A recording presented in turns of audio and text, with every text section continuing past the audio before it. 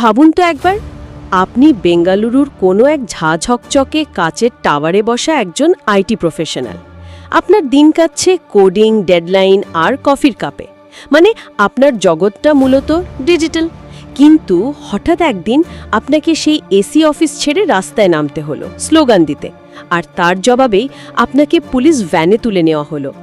এটা কোনো সিনেমার দৃশ্য নয়, প্রাচ্যের সিলিকন ভ্যালি বেঙ্গালুরুতে ঠিক এটাই ঘটেছে।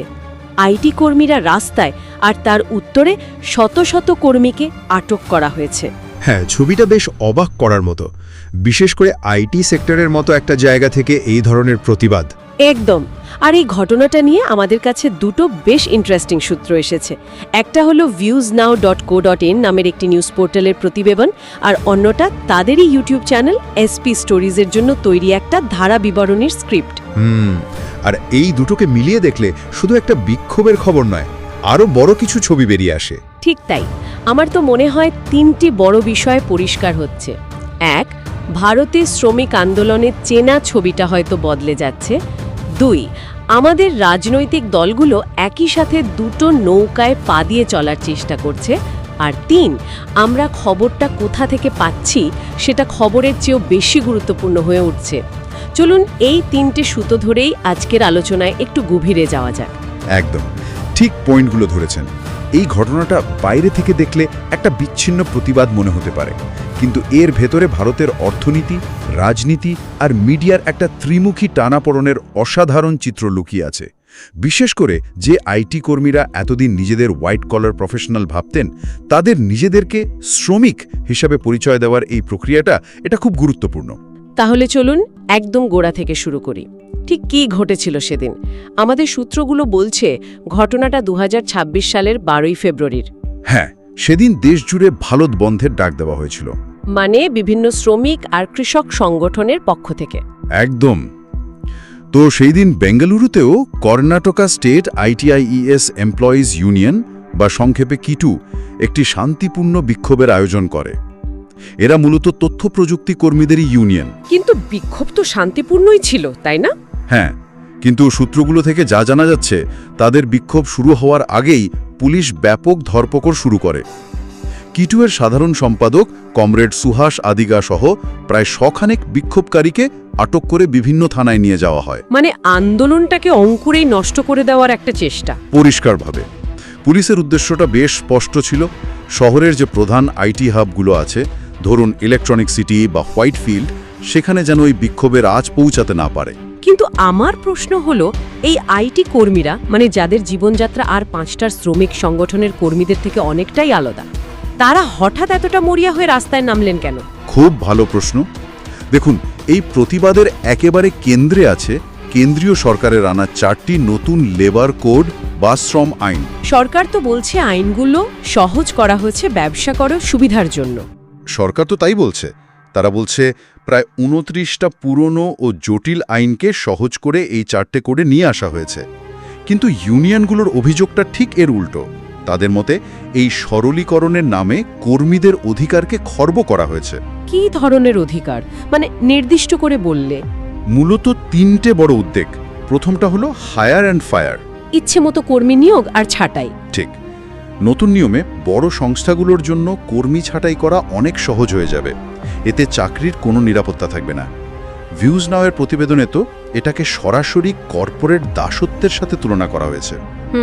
বেশ কঠিন শব্দ। আর দ্বিতীয় উদ্বেগটা? দ্বিতীয় বড় উদ্বেগটা হলো কাজের সময়সীমা নিয়ে। এসপি স্টোরিজের ভয়েস ওভার স্ক্রিপ্টটিতে দিনে 14 ঘন্টা কাজ করানোর আশঙ্কার কথা বলা হয়েছে। দিনে 14 ঘন্টা? হ্যাঁ, যদিও সরকার বলছে এটা সব ক্ষেত্রে হবে না, কিন্তু আইনে সেই সুযোগটা রাখা হয়েছে। আর তৃতীয়ত, ইউনিয়ন গঠন করা বা ধর্মঘট করার মতো অধিকারগুলোকেও বিভিন্ন শর্তের বেড়াজালে কঠিন করে তোলা হয়েছে। মানে কর্মীদের দর কষাকষির ক্ষমতাটাই কেড়ে নেওয়ার চেষ্টা হচ্ছে বলে তারা মনে করছে। তার মানে এই লড়াইটা নতুন নয়, এটা যেন একটা পুরনো ক্ষতের উপর নতুন করে আঘাত। একদম। আর এবারের আঘাতটা আরও গভীর। ভিউজ নাওয়ের প্রতিবেদনটা আমাদের মনে করিয়ে দিচ্ছে যে 2021 সালেও কর্ণাটক সরকার কাজের সময় বাড়িয়ে দিনে 14 ঘন্টা করার একটা প্রস্তাব এনেছিল। ও আচ্ছা। তখনই কেআইটিইউ এর নেতৃত্বেই বড় একটা আন্দোলনের ফলে সরকার সেই প্রস্তাব প্রত্যাহার করতে বাধ্য হয়। তাই আইটি কর্মীরা জানেন যে সংগঠিতভাবে প্রতিবাদ করলে দাবি আদায় করা সম্ভব। কিন্তু এবারের লড়াইটা আরও বড়, তাই তো? হ্যাঁ, কারণ আগে লড়াইটা ছিল রাজ্যের একটা প্রস্তাবের বিরুদ্ধে, আর এখন লড়াইটা দেশব্যাপী কার্যকর হতে চলা 4টে আইনের বিরুদ্ধে। আর এখানেই রাজনীতির অদ্ভুত খেলাটা শুরু হচ্ছে। হ্যাঁ, আমি ঠিক এই পয়েন্টটাতেই আসছিলাম। এটা শুনে তো আমি অবাক হয়েছি যে রাজ্যে এই দমনপীড়ন চলছে, অর্থাৎ কর্ণাটক, সেখানে তো সরকার চালাচ্ছে কংগ্রেস পার্টি, অথচ জাতীয় স্তরে তো আমরা তাদের নেতাদের এই শ্রম আইনের বিরুদ্ধে কথা বলতে শুনি। এটা কিভাবে সম্ভব? এটাই এই পুরো ঘটনার সবচেয়ে গোলমেলে আর ইন্টারেস্টিং দিক। আমাদের সূত্রগুলো এই বিষয়টাকে কংগ্রেসের দুইচারিতা বলে চিহ্নিত করছে। দুইচারিতা? হ্যাঁ, জাতীয় স্তরের ছবিটা দেখুন। কংগ্রেস নেতা রাহুল গান্ধী টুইটারে শ্রমিকদের অধিকারের পক্ষে সওয়াল করছেন, এই আইনগুলোকে শ্রমিক বিরোধী বলছেন আর ন্যায় বা সুবিচারের প্রতিশ্রুতি দিচ্ছেন। কিন্তু কর্ণাটকে তারই দলের সরকার সেই শ্রমিকদের শান্তিপূর্ণ বিক্ষোভে লাঠি চালাচ্ছে, নেতাদের জেলে ভরছে। এটা একটা অবিশ্বাস্য স্ববিরোধিতা। কিন্তু কেন? রাজ্য সরকারের ওপর কি এমন কোনো চাপ আছে যার জন্য তারা নিজেদের জাতীয় নীতির বিরুদ্ধে গিয়ে এমন পদক্ষেপ নিতে বাধ্য হচ্ছে? সম্ভবত তাই। রাজ্য সরকারগুলোকে তো সবসময় বিনিয়োগ এবং শিল্পের স্বার্থ দেখতে হয়। আর বেঙ্গালুরু তো ভারতের আইটি রাজধানী, বড় বড় কর্পোরেট সংস্থাগুলোর সদর দফতর সেখানে। হয়তো সেই কর্পোরেট জগৎকে খুশি রাখতে বা রাজ্যে বিনিয়োগের পরিবেশ শান্ত রাখতে তারা ইউনিয়নগুলোর আন্দোলনকে কঠোর হাতে দমন করতে চাইছে। কিন্তু এর ফলে তো দলের বিশ্বাসযোগ্যতা নিয়েই প্রশ্ন উঠবে। একদম। কিন্তু তাদের বিবৃতিতে ঠিক এই প্রশ্নটাই তুলেছে।